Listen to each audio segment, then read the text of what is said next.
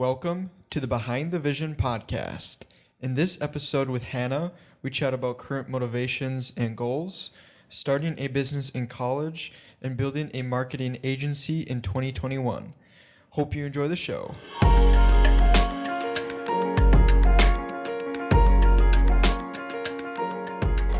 To kick things off, Hannah, on your worst days, what do you do to motivate yourself, or what keeps you motivated? On my worst days, what keeps me motivated? I just think about the future and how that one thing might not affect the bigger picture. And for me, it's just okay, reminding yourself what you've accomplished so far, like the trajectory that you're on right now.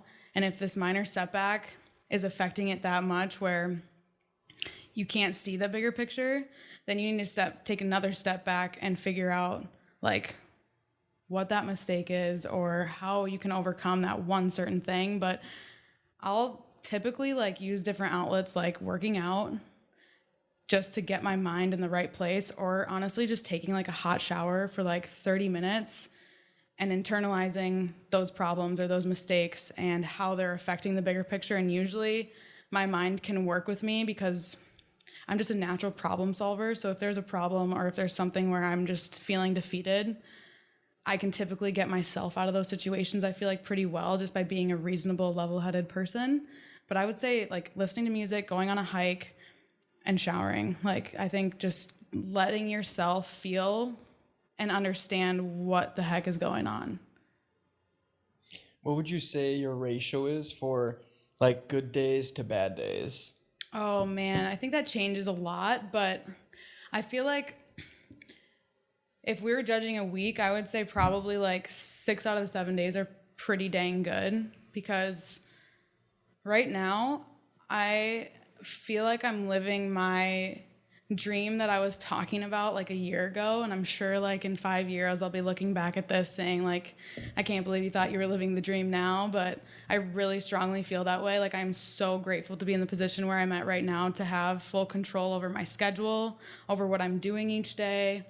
It is all on me and no one else, and I have no complaints. So I think it'd be crazy for me not to just be grateful every single day for this life that I'm living, because I did not imagine a year and a half ago to be in this position that I'm at right now, to living on my own in Northeast Minneapolis, having a successful life and being able to choose when and how I'm doing things. So all of my days are really good, I would say.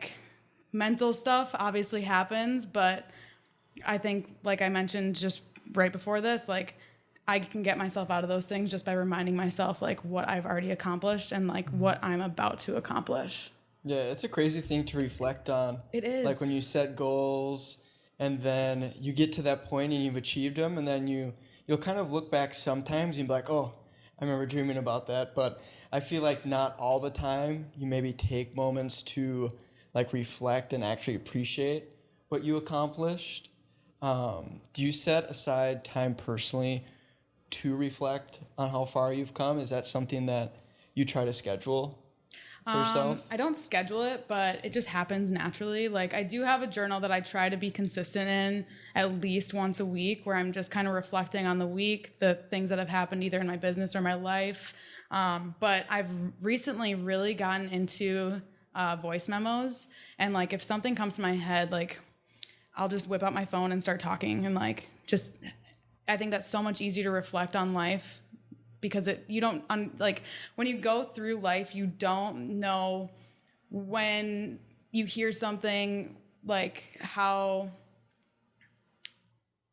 basically just how or when you're going to reflect on something. You don't know when that's going to happen.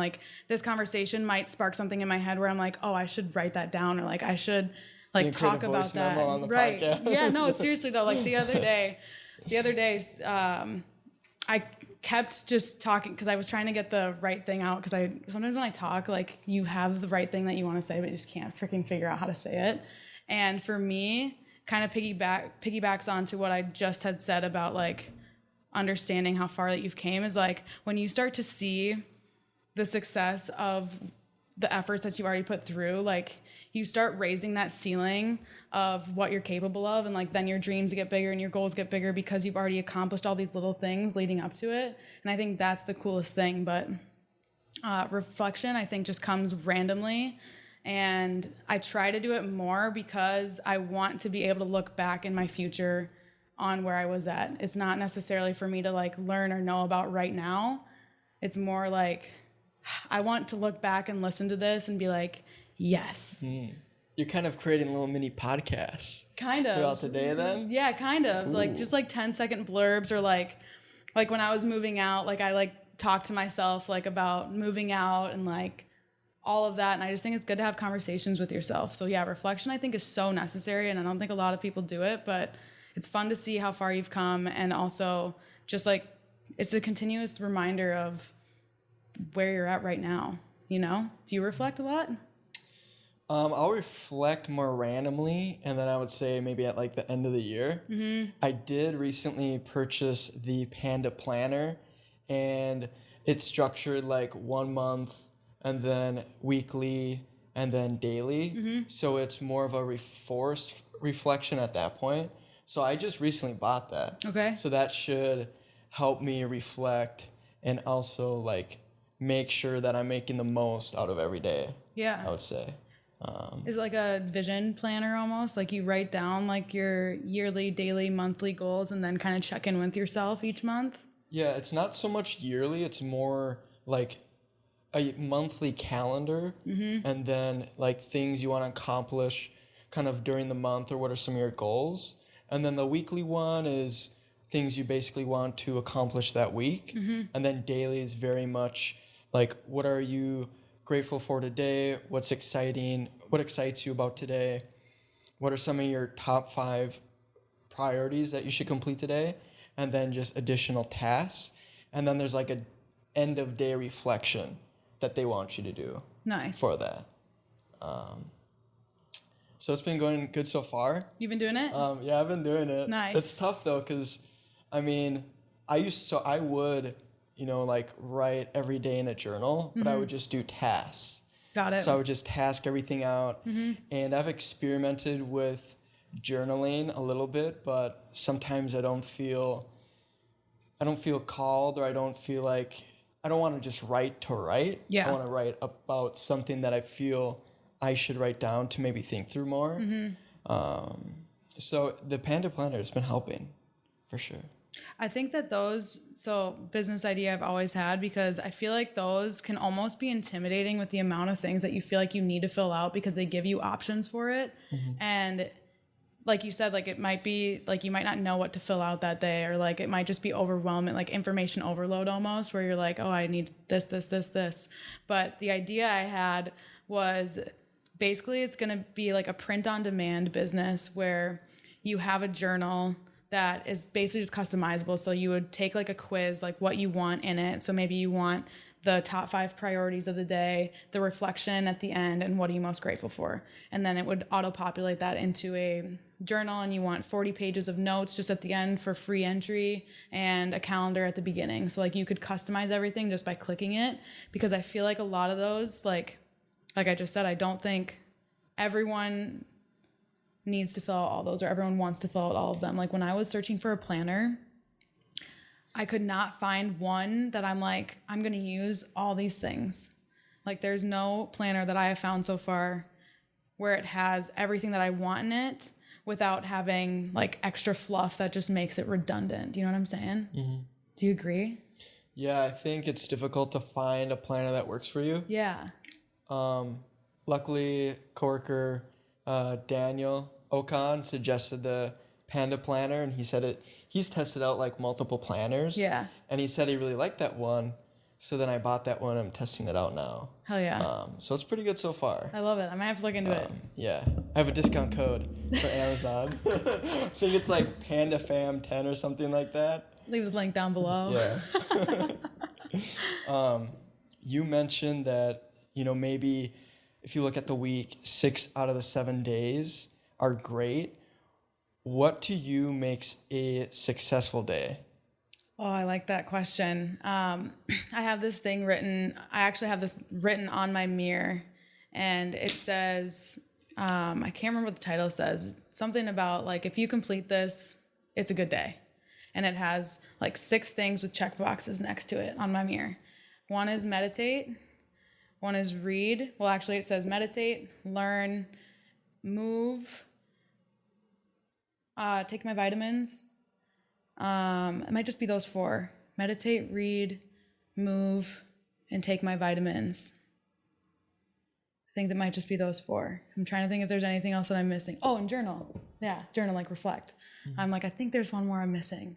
So if I can check off each of those every day, it's a successful day. And what's funny is reading, like I said earlier, 10 minutes, good. Exercising, 20 minutes, good. Taking my vitamins takes less than a minute. Like it's literally just popping a handful of pills. If you can find them. Yeah. And then journaling, it doesn't need to take too long. Like it could be at most like a 15-minute journal entry. And what was the last one? I'm losing my 5. What was journal, meditate? Oh, meditate. That was the last one. Meditate. Okay. Meditate for 10 minutes. I'm good. So like all of those combined is about an hour of your day. So to me, there is zero excuse to not check off each of those boxes every single day, because it only at most takes a full hour, but in chunks, if you wanted to do them in chunks, takes like 15-minute chunks, like 4 times or 5 times in your day, not even. So if I can complete those 5 things, I am a happy camper. Another thing that would make my day really great is if I get a full like 8 hours of sleep. That's something that I've been struggling with so hard in the last like few months. Like my sleep is just getting worse and worse. Like it takes me at least an hour just to fall asleep. Like it's terrible. It's just not a good time. And I've limited my screen time like before bed. I eat relatively healthy throughout the like entire day to know like it's not things I'm putting in my body that are affecting my health or my sleep.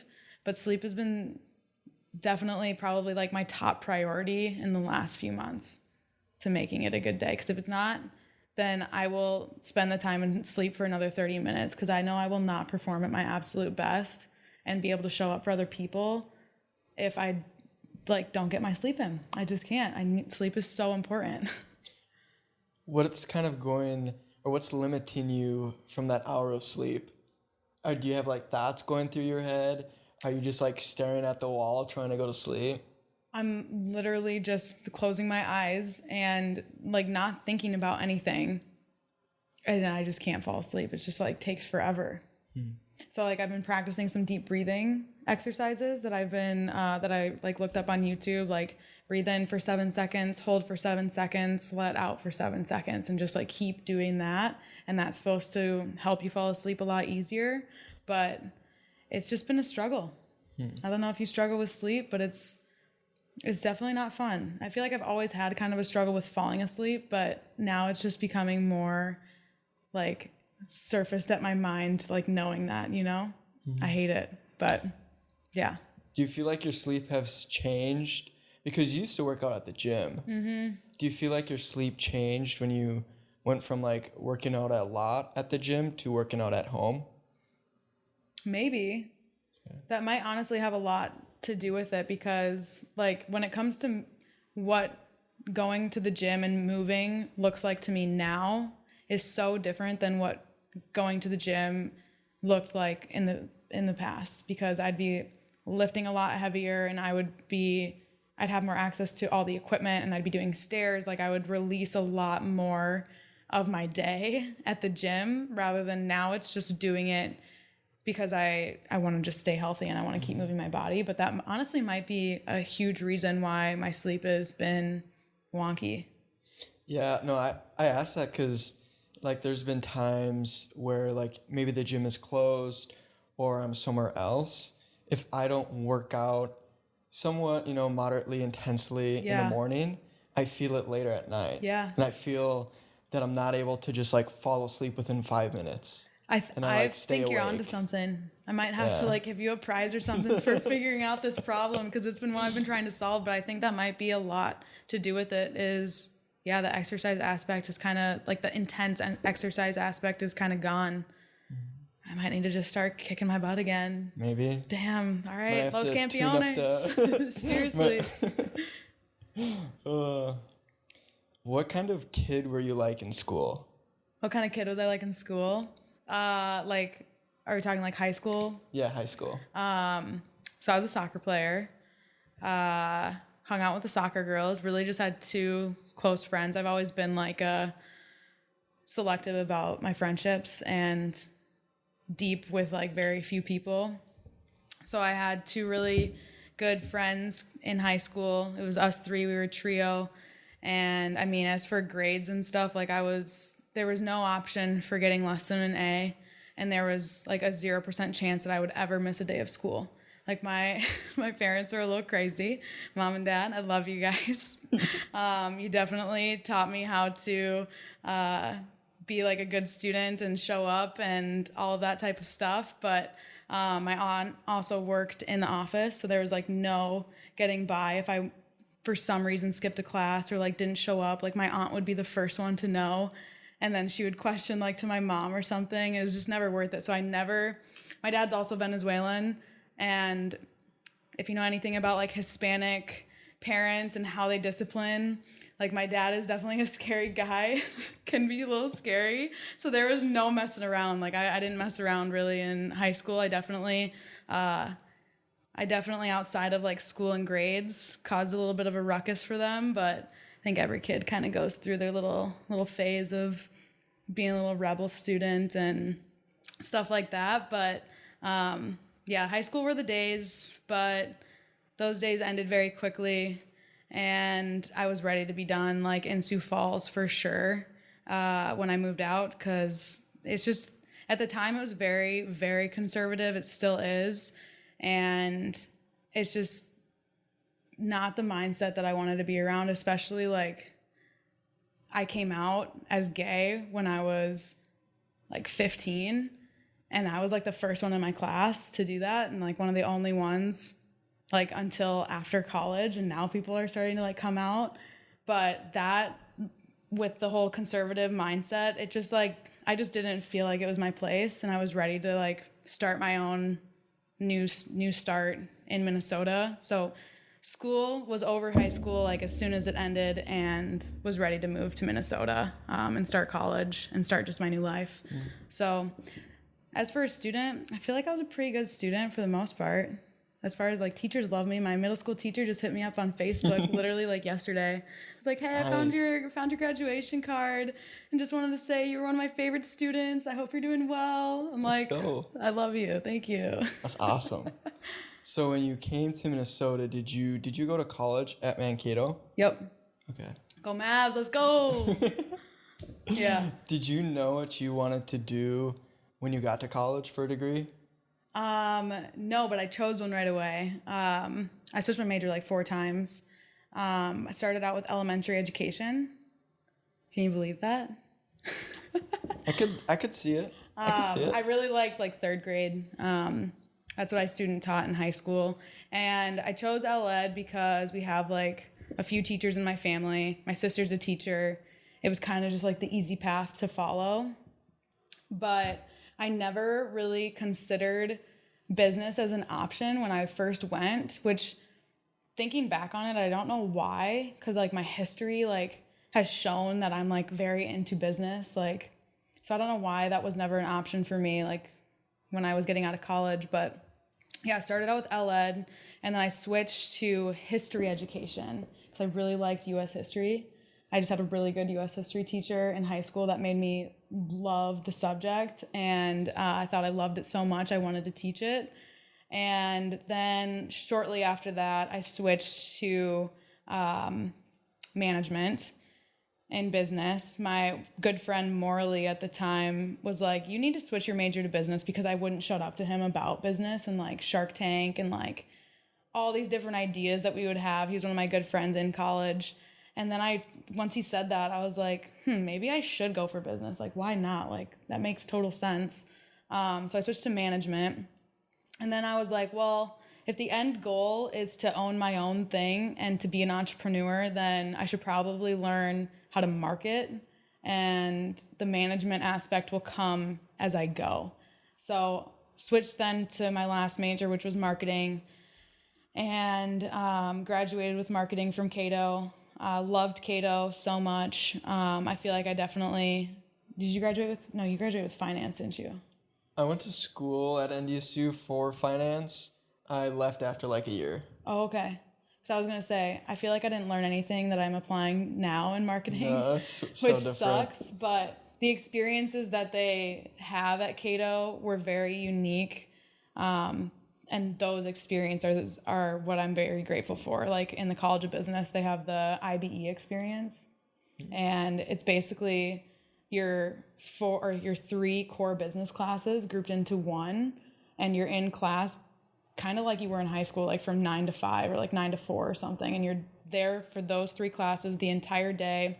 You're grouped into 3 different businesses of students. So there's like 80 students in the whole class, and they're split into 3 different businesses.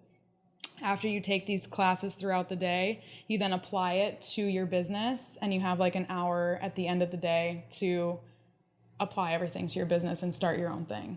So that was like the coolest experience I could have been a part of. I was the CEO of our company and like learned so much about managing people, like working with 25 students. Like imagine a group project and there's 25 of you in the group, and it's just like you have to manage that and make sure everyone's doing their part. Like we had a CMO, we had a CTO, which is our technical team.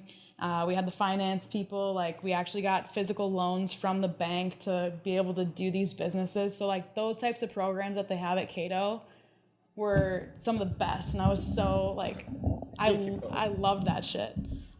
We were selling wooden coasters, and we were selling tumblers. We were Minnesota Comfort, and I really think we could have, like, if we wanted to continue that business, I think it would have done so well, just because people from Minnesota eat up anything that's Minnesota, especially like the name Minnesota Comfort. I just think it would have been a killer thing if we would have kept going with it. And we ended up raising, I think, like $4,000 to donate to the charity, because each business was linked to a certain charity that of our choosing, to donate all the profits to. So you'd obviously pay off your loan, and then anything left over would go to these different charities. And that was really cool, like just to see from start to finish, like building this handmade product. We were the only team that had a handmade product. Like I had 15 students at a time, like at my house, staining these coasters. Like it was crazy. It was awesome though. It was definitely a learning experience, and like showed me again like what I'm capable of if we like have similar mindsets of people like that are willing to fight for a bigger thing. Mm-hmm. Same thing like with what you guys are doing at Active. All you guys believe in the vision and what you guys are doing, and like it's only going to go up from there. It's so freaking cool. For sure. So was that a class that you took for like an entire year, like half a semester? It was just a semester. Just so a it was semester. Like, okay. It was like after 2 weeks, like you needed to have like your product. You needed to have your product. You needed to have like everything basically like ready to go, and like we would pitch to the loan officer like 4 weeks in, because then we would only have 2 months to sell our product. And yeah, that was like so interesting because it was all so fast. And I'm very grateful I did not have like a job during that semester, because I would have been spread like so thin, and I wouldn't have been able to take on the CEO position, and I wouldn't have had the same experience if I did that. So yeah, that was really cool. How did people appoint, people of that group CEO?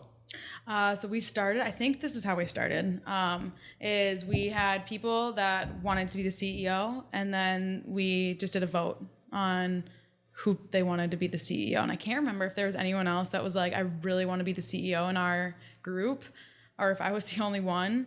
I honestly can't remember. All I know is I was, and here I am. They just voted? Did like everyone know you? No. I only actually knew like 3 people in our group. Everyone else I obviously met like during the program, but no, they didn't know me. I don't know. But they chose you as CEO. I guess, yeah. I don't remember how we did it. Maybe I was the only one that really like wanted to do it.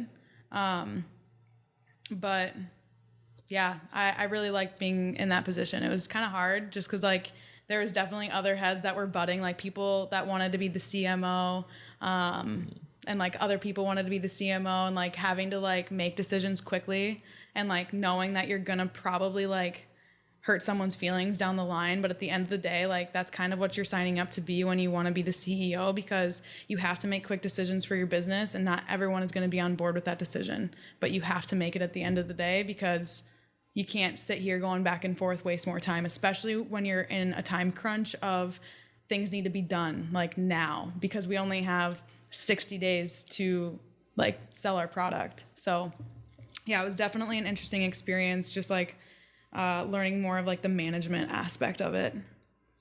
Why do you think they chose you as CEO? I don't know. I had just gotten done with an internship right before that. And that internship was College Works Painting, where you go door to door. Yeah, I listened to your podcast. You talked On about Back that. Pocket, yeah, going door to door, like basically building your business from the ground up. So maybe it was the fact that I had like past business experience with starting something. But I don't know. That's a great question. If any of you guys are listening and want to let me know why the hell you chose me, that'd be great. No, but our business was really successful, and I'm stoked about it still. I don't know if everyone else feels the same way at the end of it all, but I really liked it. Yeah, could you make money from doing that? During it, no. But if you wanted to continue afterwards, yes. So have you heard of Primate longboards? I don't think so. They were based out of Mankato. I don't know if they're still running, but they ended up continuing their business after the IBE. And then they launched, Mankato also has the Big Ideas Challenge, which is basically like Shark Tank for college students to pitch their business ideas and to get like up to $20,000, I think is the biggest prize, something like that. So I think a couple people from the IBE where they had successful businesses ended up continuing to run them. And one of them, I believe, was the longboard business. And then they won the Big Ideas Challenge. And I don't know if they're still doing longboards or not yet, or still, but none of us continued the businesses. I think I still think Minnesota Comfort would crush just with Minnesota products, or even just like candles like that are Minnesota like themed, or I don't know. Minnesota Comfort, I think, would crush. Any plans on bringing it back? Right now, no. I got way too many other things that I'm working on that are going to be more successful than Minnesota Comfort. But what would you say is your biggest takeaway from building Minnesota Comfort?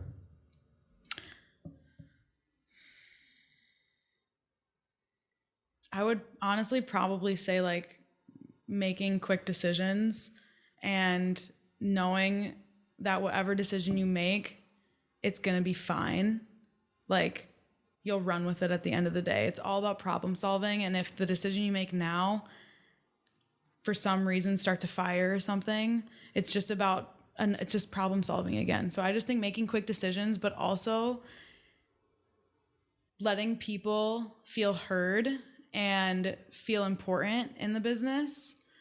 I think that was a big takeaway too, because like some ideas that I presented, which I ended up finding out later, but some of the ideas that I presented, I made them, I guess, sound like they were my ideas when it was really like the team's idea. So I think that aspect of like how I position the message to people and to like not step on anyone's toes, if that makes sense. Mm-hmm. So like now I have someone on my team at Awake, and I hope she feels heard. I hope she feels like she's responsible for the success of whatever she's doing, and that like it is her and her alone doing that. I hope that I've like made my messaging to her and to my clients like I'm not trying to take anyone's credit or like anything like that. Like I want credit where credit's due. But I would say those two things probably were the biggest takeaways for Minnesota Comfort specifically. Nice. So after college, did you end up joining Social Butterfly then? Or did you do something in between there? I joined Social Butterfly. So it was like that November of the Minnesota Comfort year. It was that November because it was the fall doing that program. That November is when they had the little job fair or whatever, and that's when I gave my resume to Brandon, and then I started January of 2019. Yeah. Did you finish college? Yep. Nice. Finished college semester early, right before COVID. Like I finished college December of 2019. Yeah, I finished college December of 2019, which I'm so grateful for because that would just suck to not get a college ceremony and like do all those things and have to finish all of my classes out online. Like I'm very, very, very happy that I managed to graduate when I did. Otherwise, I wouldn't have had the opportunity like to speak at my college graduation because I was the college speaker and that was like a really cool experience. And I just wouldn't have had that opportunity. So screw COVID. Nice. So you spoke during your college ceremony? Yep, for the business. Yeah. What did you speak on? What do you want to be when you grow up? Ooh. That's how it started and that's how it ended. It was like we're all asked the same question growing up, and it's a repeated question like every single time, and you almost feel like there's pressure when you're getting asked, what do you want to be when you grow up? And it was just all about like continuing to learn, continuing to build relationships, and going on more adventures in your life, because you are going to like, anytime I give advice to younger people, I always say, just do as many things as possible. Like get involved with everything you possibly can, because the more you can learn about yourself, what you like and what you don't like, you're going to be closer to getting where you want to be. Like I was so grateful that I had that mentality going into college, being like the only one from my high school going to Cato, like didn't know anyone, complete fresh start, had a random roommate. Like I didn't know anyone going there. And I'm like, you need to start building this life for yourself. And the only way you're going to do that is if you get out your comfort zone. That was like the second part of the speech was like, what do you want to be when you grow up? And get out of your comfort zone. Like do hard things, do things that make you uncomfy, because 10 out of 10, you're going to learn something about yourself that you didn't know before. And you might, like, if you go to a club, that might open a door with someone else, like, because you went to that club and you met someone there, like, in any shape or form, like signing up to go to WeWork, like that was uncomfy in the financial aspect where I'm like, I don't need to be spending like $300 a month going to an office space when I have everything I need right here. But it's like, just do it, because it will only open more doors or more relationships that you didn't have before. So get uncomfy, do hard things, and like never put a cap on what you want to be doing in life or like what you think that you can or can't do. Like everyone has 24 hours in a day.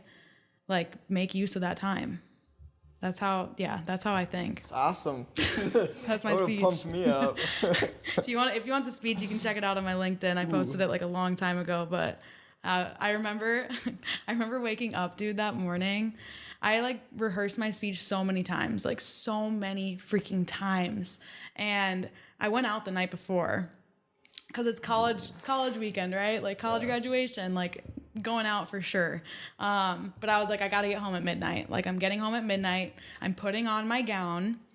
I'm doing my speech in my gown at midnight when I get home. I have a recording of me in my like gown and like I look like a fool. I might have been a little buzzed, but set my alarm, whatever. We had to be there at like 8 a.m. or something. Walk wasn't till like 9. But I woke up at like 7:45, like something ridiculous, and I needed to be there in like 15 minutes, and I was already like freaking stressing. Yeah, woke up late. I was like, damn, not the day to wake up late. And couldn't find my tassels anywhere, just for the life of me. I still don't know where they are to this day. Like I ended up buying new ones when I got there, but asked my roommate Emily if she could bring me there, and she just did not want to bring me there. And I was like, girl, this is my college graduation. Like I am the speaker. I don't have time to park in the free lot and walk all the way to campus in time to give this speech. And I ended up getting there. She drove me there. I'm like running in late. I didn't practice it at all in the morning, like not one bit. I literally just had it on my phone and was reading it in my head, just trying to like rehearse it. So it was definitely not the most ideal morning giving that speech, but nonetheless, I think I did a killer job. But another thing that happened though during that speech, I get up there and like when you memorize something, you memorize it based on however the format is that you're remembering, right? So they asked me to send the speech or whatever to them prior, and I sent it to them. And I didn't look down at the binder, like where the speech was, until like one part in the speech, like in the middle of the speech. And I looked down and the text is like blown up, like bigger so you could read it. And like in my head, I was like, oh, Run. yes, I was like, I don't know where this line is, but I ended up, it did, like, you probably wouldn't even be able to tell that I did that, but I just remember looking down and seeing the text, and I'm like, okay, like, move on, like, next game plan, like, just go with the rest of the speech. I did miss, like, that one line, but the morning of the speech, I will never forget that morning. Like, it was so hectic. It was wild, but it was really cool. That's a crazy story. You should have told the story after the speech. Seriously. Hey, guys, by the way, I woke up late and I literally just ran to be here for this. You can do anything you want. As long as you put your mind to it. Seriously, though. Funny. You mentioned it's important to always be uncomfortable and put yourself in those situations. When was the last time you felt uncomfortable in a situation you put yourself in? What's funny is like now I feel like I don't get uncomfortable like in situations as much as like I would have before. Like I honestly can't even tell you. Because everything comes pretty naturally at this point to me. Because even like difficult conversations with clients or something, like that used to be something that I was not so good at and that would make me uncomfortable. But like I also loved having those tough conversations because I know like just like riding a bike, the more you do it, the better you're going to be.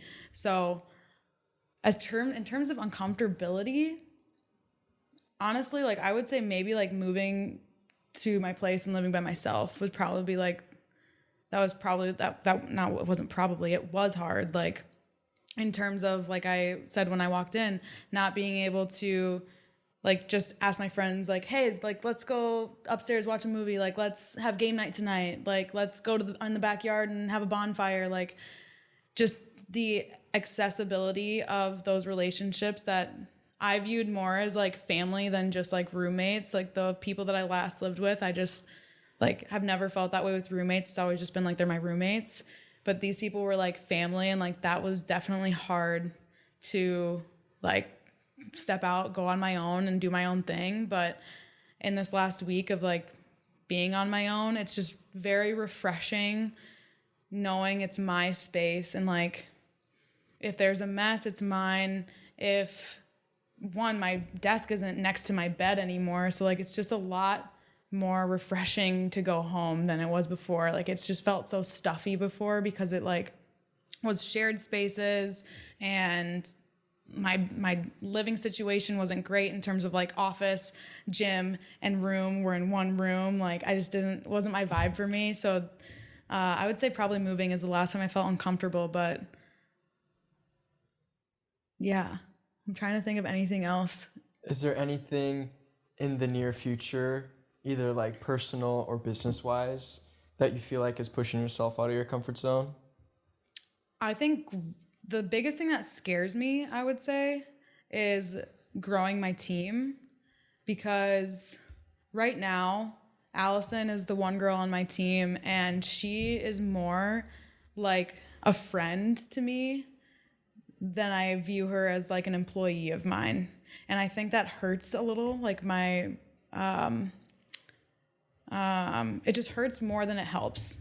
Like in terms of managing and stuff, I feel like that's something that I'm gonna have to figure out as I continue to take on more clients and give more responsibility to her, is how to like differentiate like the management aspect versus the friendship aspect, because I almost feel like I'm doing, and I actually have a voice memo of me talking about this like 3 weeks ago, because I was like, I need to figure out how I can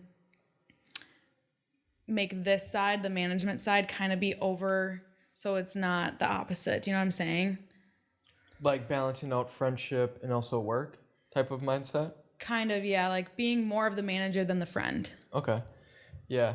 Which It's difficult. it is difficult. Like, I want there to be both, but I definitely, like, when the team grows, I just need to be taken seriously, which Allison for sure takes me seriously, but I almost feel like maybe I don't view myself, like, I don't take myself seriously. You know what I'm saying? It's more of like a self thing than it is like what she views me as. It's probably just me.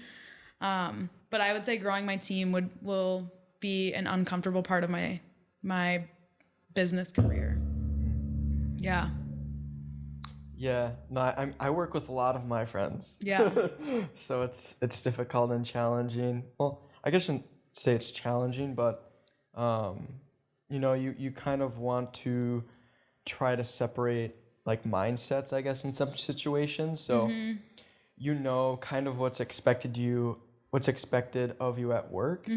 So you have to understand if you're not performing, if you're falling behind in work, well then that should lead to some type of conversation or just checking in with like yourself, and that has to be very professional. It can't be like friends like, hey, you're gonna get it again like next week, it's all good, we're gonna keep you hired forever, like you don't have to worry, you're my friend.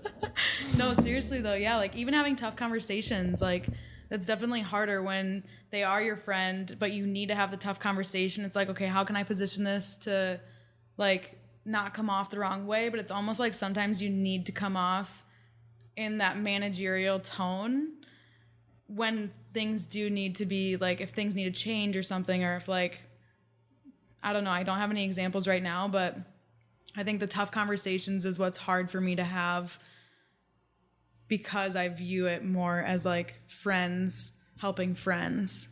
But I think it'll just come with time, and I'm not trying to grow my team at all like right now. I'm trying to give Allison more responsibility, and I think that will also like kind of subside those two different relationships, because right now she doesn't have as much responsibility, so it's okay to not be like the manager or whatever. Like I can be more of the friend with the guidance type of thing, which I just want that to continue to be the role. But I'm not trying to grow my team right now. I know in the future when I decide to do that, I'll just have to be very strategic with who and how I bring people on. Not saying that you're hiring anyone right now. Maybe somebody's listening, but what do you think your next hire would be? My next hire would probably be either... So I actually have two people that I outsource to. Allison is like an internal employee of Awake, but then I also contract out some of my ad work. So I technically have two people that are doing some work for me in that aspect, but I'd probably bring on a copywriter or potentially a graphic designer. Copywriter or graphic designer would be the two things that I would want to bring on, I think, right away or next. And then maybe an ad person, like internally, instead of having a contractor and outsourcing to them. I'd maybe want to bring on an ad person. I could see myself actually doing that in the next like 6 months, depending on like who or their rates. I would probably say that would be maybe the first one, but I love Tyler right now, and that's who I use. Tyler Webb, do you know him? Yes, I've heard. I don't think I've met him, but I've heard of him. Dude's crazy on social, but he does just really good work, and communication style is great, and I have no complaints, and he already knows what he's doing, so like not having to teach someone and do like double the work, that's awesome. So as for right now, I'm actually very content with my team. Yeah, we kind of blew over like the fact that you own Awake, but because that's kind of what we're talking about is you founded a company that managed a lot with businesses and helping them grow through like social platforms, and then also you do some stuff with like online sales. Mm-hmm. Yeah.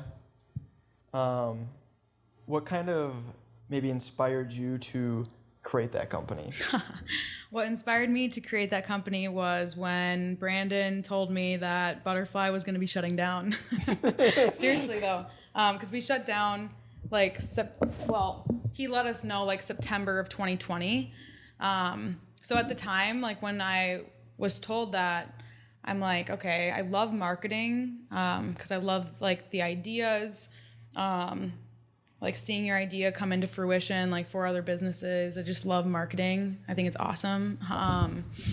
And I thought originally that I would want to market for specific companies, and like instead of the agency route where I'm marketing like a ton of different companies and kind of spreading my creativity so thin that I could just double down on one specific company or one business and just market the shit out of them. So I was like thinking of some brands that I thought would be really cool to work with, and all of them were very out of reach. Like they weren't any like small businesses by any means, except for one. It was Press Seltzer. You know Press. The seltzer company? I think so. They're like the white cans. Yeah. Yeah. And like the clean font. Yes. So they're women owned, they're Wisconsin based. And at the time they only had like 3,000 followers on Instagram, and their feed just didn't have a strategy at all. So I definitely saw the opportunity. I'm like, I know 5 things to make this better, and I know I could implement it. And I reached out to them, and they're like, yeah, send your resume to like so-and-so. So I did, and then I never heard back. And I'm like, still just like the wheels were turning. What should I do after this? And we had a good base of clients, and almost every single one of them I was the account manager for, meeting with them, creating the content, managing the social. So they had really built the relationship with me, and we were gonna be telling them that we're shutting down, like now you have to find something else. So I was like, they have needs that need to be fulfilled. I've been fulfilling those needs. Why wouldn't they feel comfortable to continue to work with me? And entrepreneurship has always been something I've wanted to do. Like, this is like an opportunity that's fallen in your lap where you will be making money right away from this, instead of like a business. Like if you started an agency from the ground up, it might be a while before you're actually able to like hire an accountant or outsource your ads. Like it might be a little bit because you'll have to do all of that stuff. But luckily, because I had these base of clients that were willing to transition into my business, that I never had that problem. I could hire an accountant right away, and I could outsource my ads, where then I could still be doing the same responsibilities that I was. And then I shortly brought on Allison after that because I grew my accounts. So I was never ever inspired to want to own a marketing agency. That was never a goal of mine. But because I really do love marketing, like I just like helping other people that have cool ideas. That's what I like. Like I love talking to the few businesses that I've gained from Minneapolis. One is Java Noodles. They are a Taiwanese cold noodle company that just do noodle drops once a week. And then they do deliveries every Wednesday. They started like probably what do noodle drops look like? Noodle drops? Yeah. They drop new noodles? Or what? They literally drop noodles every week.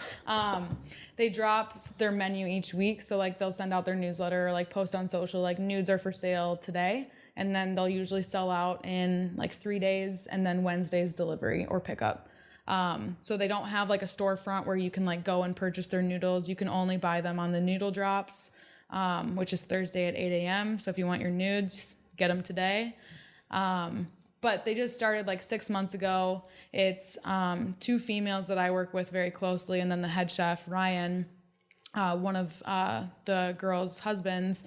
It's those 3, and like they're just so passionate about their business. Like, working with small businesses, like I just love the like energy around it all, like the vision, and getting to bring my own ideas that they're also down to implement, and like seeing how I can be parts of all these different cool businesses that are opening up. Like that's been the most fun, I think. And I think another thing that I really like about like the last, I would say like few months, because this is we're about 1 year into Awake. I would say like the most fun thing in the last few months has been shifting the business to be not what Butterfly had it be, but what I want it to be now. Because before, when I started the business, I was like, I need to do what Butterfly was doing and like basically replicate that same thing. But now I'm like taking a step back and I'm sitting here like, no, you can literally do whatever the hell you want to do with this business. If you want to go down like the content creation side, you can totally do that. Or if you want to go down more of like the consulting side, which is where I would like to go more down and just help businesses and have these like open conversations. And then if they want me to do the things that I'm telling them to do, then I have the team to do that. Or if they don't and they just want to implement it themselves, then I can still be there for them to come back and lean on for help. So that's been a lot of fun, is just realizing like I'm pulling the controls. Like I get to decide what we're doing. I don't need to do what Butterfly was doing. I don't need to be anything like that other people think that I am. I can literally do whatever. So that's been, I think, the most fun with owning the business, is just shifting it to whatever the hell I want it to be, you know? Yeah. Is there anything you want it to be maybe within a year from now?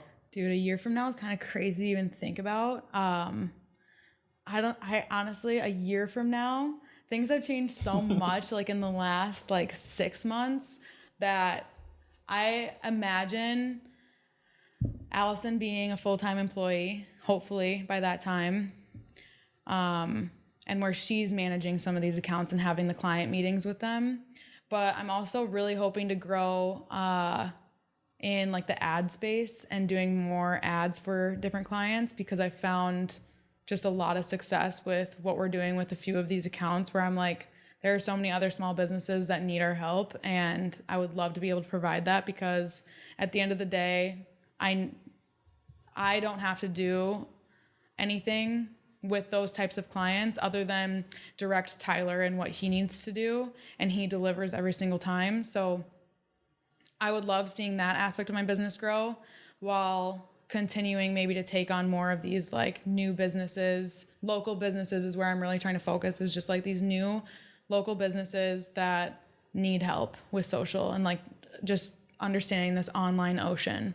That's what I would like to see in the next year. But I'm also really I'm really hoping that the other things that I'm working on, like Seek with Ben and the Mom brand, to take up most of my time, and where Awake will maybe be 40% of my time and 60% of my time will be spent on building these other e-commerce brands. So that's where I see my time being spent in the next year. But I swear, dude, every like 3 months I'm up to something new. Like you'll catch me talking about a new thing every like few months. So a year from now is like a long time to even understand where I'll be. I don't even know if I'll still be living here. I don't know. No, that's awesome. How did you get the idea for the Mom brand, and what is the Mom brand? Because you've kind of shared a little bit with it about the Mom brand with us. Mm-hmm. That's really cool.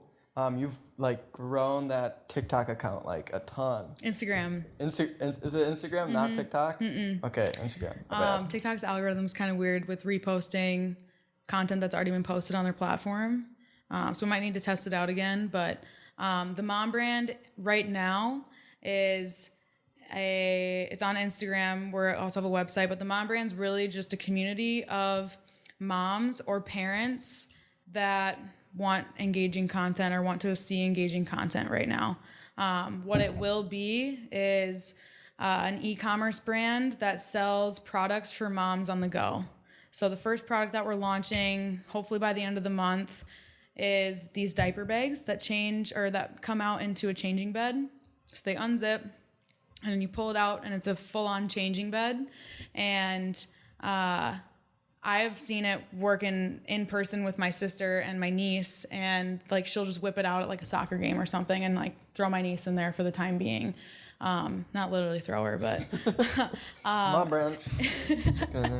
But it really is like a product for any mom at the end of the day that travels outside of their house for a long period of time with their baby. Like, it doesn't have to be just traveling or like camping or something like that. But I found these bags because I saw a viral video like last April.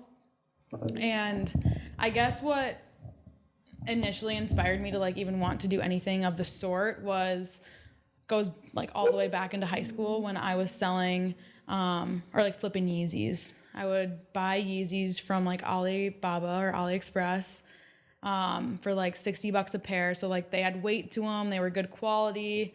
And then I'd only buy like, I think I bought maybe like 10 pairs or something that I could afford at the time. And ended up just flipping them, reselling them through like Poshmark, Mercari, Facebook Marketplace, like whatever the app was at the time, as fake Yeezys. Like, I did not do any false advertisements. I was about there. to say, I was like, oh man, are you one of those people? No, people knew what they were buying. But I've always had like a run for money. Like, I want money. Like, I love money. Like, as a kid, I had this piggy bank and I would not spend a dime, like, ever, of my own money growing up. And this piggy bank would just keep accumulating. And I had this sticky note taped to it where every year I would count my money. And each year, like, it maybe started with like $100.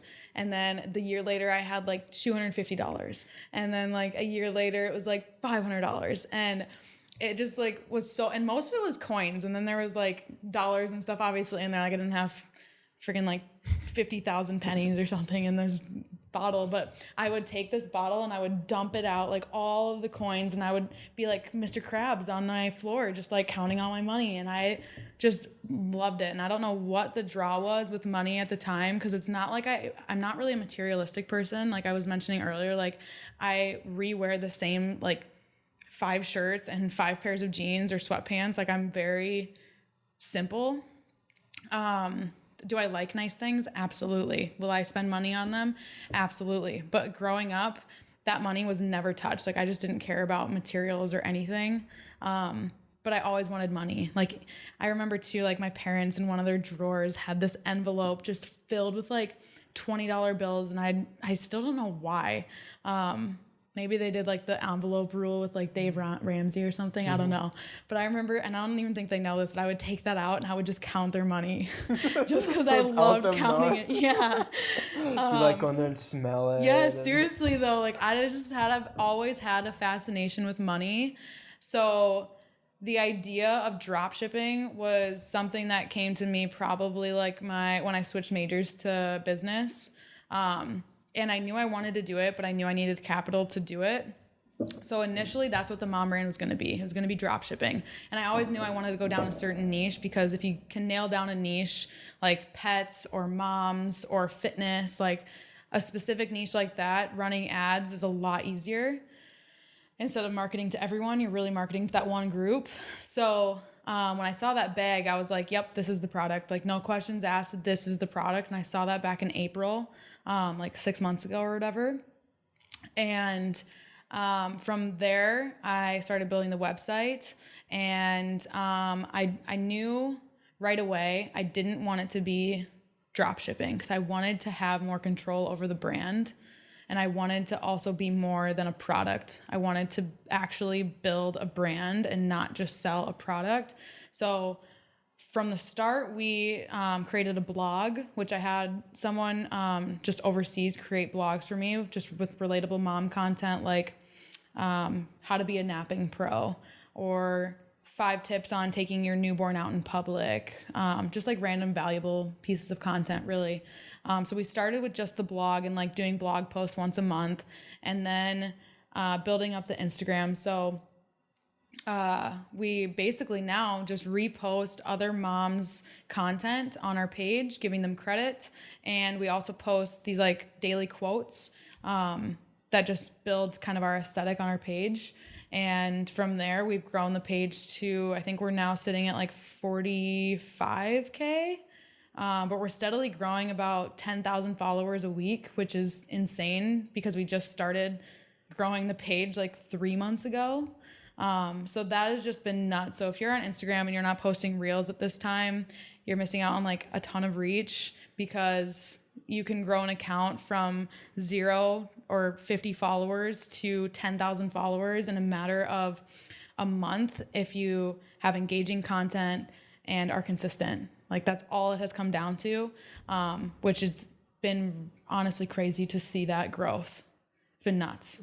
That's like the best way to build a brand too. Just like what you're doing with organic content, putting out blogs, putting out social content, growing the brand and long term, being able to position the audience and like give them something they actually want. Exactly. Instead of trying to like just off the bat, like, you know, sell a product, which can work in some situations, but then you already have an audience built. You know, paid ads is like, if you want to do it, because you could maybe set up like a referral system in your store and then people could just refer other people.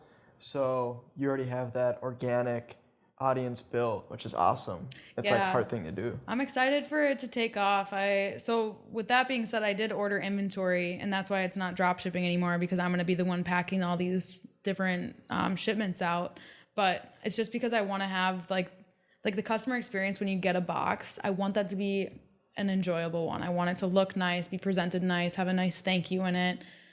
So like the brand image, I think, can be diluted a lot when you do drop shipping, and you're not going to get return customers because like, unless you're building a brand, because at the end of the day, like I know I've received products from a drop shipping store and I'm not going to be their customer again because there's no reason for me to be, you know, like there's no draw outside of that one product maybe. And if like the presentation isn't great, it's like, I'm just not into it anymore. And I don't know if it's because I'm in marketing and advertising where that stuff really matters to me, but I think our generation just like cares about that type of stuff, especially e-com. When everyone our age is ordering online, like that experience, one, you're getting a package, already feels like Christmas. Like when you get a package and when it looks nice and has like those extra little things on the inside, you know that brand went the extra mile for that, and you just have more respect for those types of brands. So that's why it's not drop shipping anymore. I'm hoping eventually it kind of does become that when I partner with a fulfillment center here and I'm able just to kind of order on clock. Like, all right, order it, send it to the fulfillment center. Here are the supplies for them to add in. And like, then I'm not touching the inventory at that point. But it'll be definitely interesting once the product gets here, just to see how it moves, and in comparison to like the competitors on Amazon and the other drop shipping stores that are selling this bag. So it'll be interesting, but I think that'll be very exciting too, just because it's a whole nother ball game I've never even played yet. Have you found a fulfillment partner yet? No, but I know Antonio has one in his back pocket for me. So I'm just waiting for, after this first run of inventory sells out, which I'm hoping it sells out like right away, I plan on the second one to partner with the fulfillment center and to just then go that route. And then potentially bring on a partner or two to extend the product line with their investments and being able to grow the brand quicker than I would be able to with my own capital. So we'll see, but that's definitely like, it's been really exciting, and we haven't even had product yet. So I can only imagine when we have product, how exciting it will be and all the challenges I'll have to face. And like with customer service, like haven't even considered that. And just like supply chain management and understanding that aspect will be really interesting. So a lot of new things I'll be learning, which make me just really excited. Like I'm so excited for those different problems that I'm gonna run into, because I know it's only gonna make me more skilled for when I want to open up that next e-commerce brand, like the journal fucking company that I was just talking about. That'd be sweet. Yeah. You gotta go check out the fulfillment partners, Tristan Publishing. Aren't they up in? You gotta go there. They're in St. Louis Park. Oh, St. Louis Park. Okay, nice. Yeah, you should go check them out. You should go there and like talk to them, because Brett and Sheila are awesome people. Yeah. It's fun. Isn't it just a couple? Like they're a married couple, and I thought they were in Mendota Heights. Oh. No, I think they're in St. Louis Park then. Yeah, I didn't know they were that close. 15 minutes away. Oh, heck yeah. Yeah, you should go check them out. They're fun. They're fun people. Yeah, well, I'll need an introduction, so I'll need to go with the active team or something to check out your whatever products you got stored there. Yeah, they have a lot. They do a lot of fulfillment now, which is awesome. Have you considered doing like pre-order at all from them? I do have a pre-order button like on my page right now. So if you go to our website and you go to the product page, it does say notify me. It says notify me. It doesn't have pre-orders. I did have that available for a little bit, but I just don't think it's necessary right now, only because there's so many other people selling the bag that if they really wanted just the bag, they'll go get it. And I just don't think there's any draw right now to go buy it because we haven't been pushing it at all, and I don't want to push it at all until I actually have my own content to push. For like, if I were to say pre-orders are available now, I don't know what that piece of content would look like because I don't have it. Like, all I have is the supplier's content and then the content that I've used from the supplier that I photoshopped with my brand on it. So I thought about pre-orders, but because I don't have that content yet, I'm just like, I'm not worried about selling the product at all when I have it. So pre-orders, to me, there's no point to me for getting pre-orders right now. But maybe that's just me overthinking it, and I don't know. I just don't think it's worth it right now. So are you capturing emails then? Trying to. So okay. The website gets a lot of organic traffic just from our Instagram, but the like amount of people that are going to our page and like the amount of people subscribing is like 100 to 1. Like, so we're getting like no emails for every 100 people that visit our site. And I don't know if that's because it's just a product page right now. Like, it's just like a one store page, or a one product store. And like the email that comes up is like receive 15% off when we launch, or I don't know what the pop-up directly says, but we're not capturing emails there. So what I've done instead is directly message anyone who's engaged with like our daily quotes, that have been engaging with our daily quotes. And I just type out a message that basically says, hey, so-and-so, if you like this content and the other content that we post on our page, then you'll love our blog. We'd love to get you added to that. What's your email? And I would say we have about 20% success rate with that. Like, for every 10 people we message, we'll get 2 emails from it. So if we can continue doing that, I would say we can build a pretty good list of people, not for the product, but for our brand again. So just building like the brand is the main focus I'm trying to make, and not necessarily push product, because I know if I can continue building the brand, the product will move itself.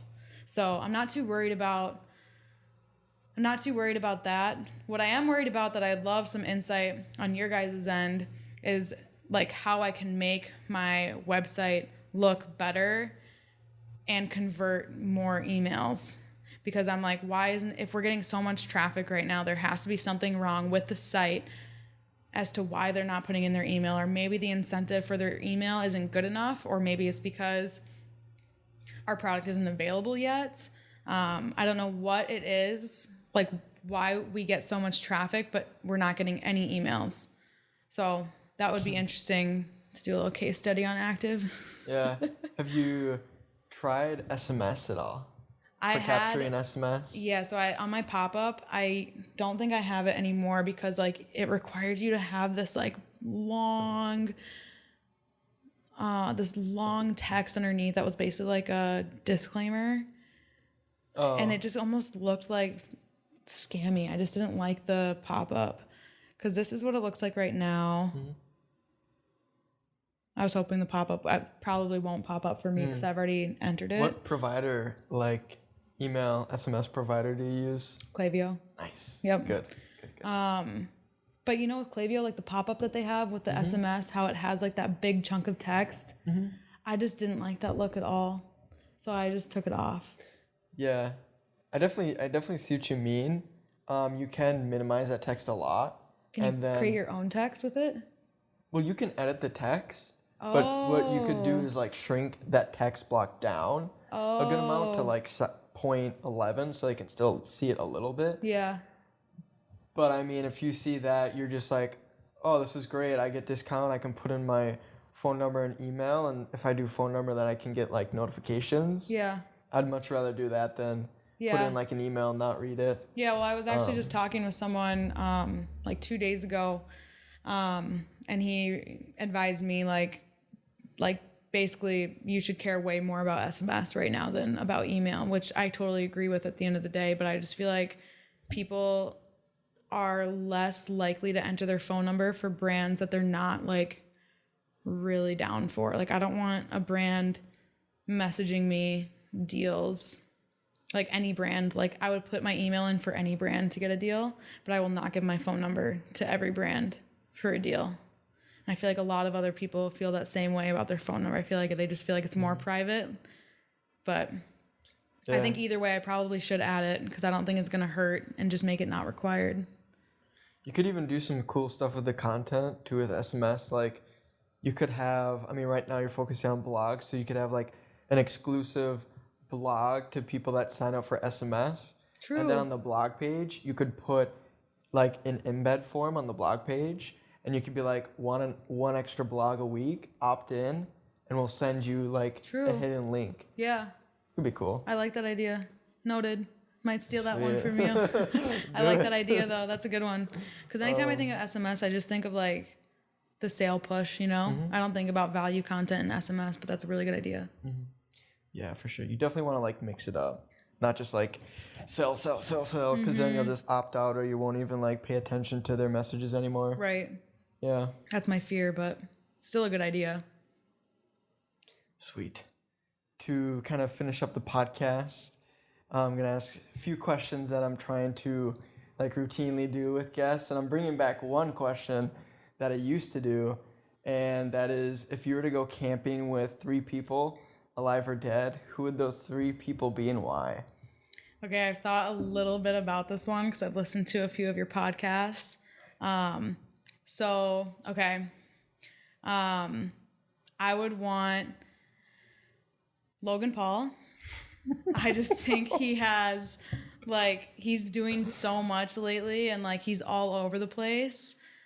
And I just love him. I love listening to his podcast. I like what he's up to in, like, the crypto NFT space, the Pokemon space, like, the trading space, and just, like, the overall business mindset that this dude has. I just think he's really cool, and I also think he would be a ton of fun. Like, he's one of the Paul brothers, so you already know, like, they're just absolute goons, and I think it'd be so much fun, like, going on a little trip with them. But I'd also like Joe Rogan to be there.